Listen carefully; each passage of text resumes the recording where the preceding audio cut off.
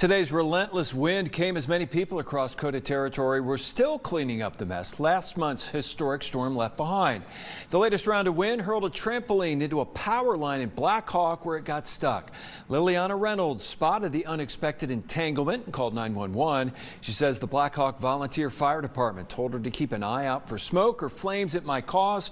She was surprised that last month's windstorm didn't blow away the trampoline.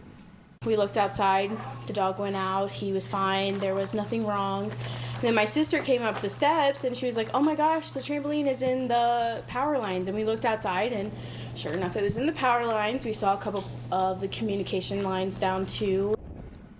Reynolds said the situation is scary, knowing that a down power line could happen at any moment and start a fire.